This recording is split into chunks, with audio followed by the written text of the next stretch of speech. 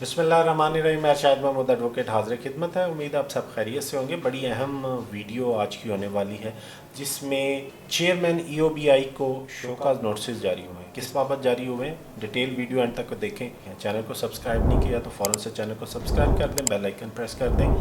और अगर इस नोटिफिकेशन को, इस लेटर की आपकी रिक्वायरमेंट, आप इसको देखना चाहते हैं तो हमारे फेसबुक पे आप इस लेटर को मुलाहजा कर सकते हैं। ये लेटर डेटेड है 18 फरवरी 2023 का।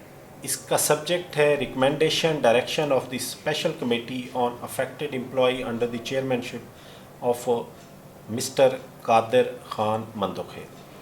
ये मीटिंग हेल्ड हुई 7 फरवरी 2023 को और इस कमेटी ने कुछ रिकमेंडेशन दी थी एमडी ओवरसीज़ पाकिस्तानी फाउंडेशन को कि उन्होंने कोई 7 एम्प्लॉयज़ को रीइंस्टेट करना था, जो कि उन्होंने ना रीइंस्टेट किया। और उसमें फिर इन्होंने इस इशू को, जो रेलिवेंट पैरा है, the committee recommended that as MD overseas the Pakistani foundation has not implemented the direction regarding the reinstatement of 7 employees, hence the committee deferred the same with direction that establishment division shall provide the detailed opinion on the issue regarding the reinstatement of all 7 employees in the light of the judgment of Honorable Supreme Court.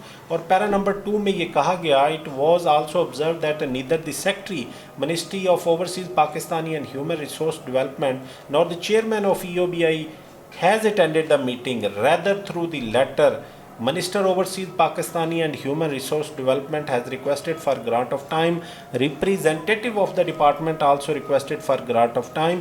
The committee notices with the grave concerns about their absence and failure to implement the direction. Hence, the committee directed to issue showcase notices to the chairman EOBI with direction to attend the meeting schedule on 13th February along with the implementation of the direction dated 27/12/2022।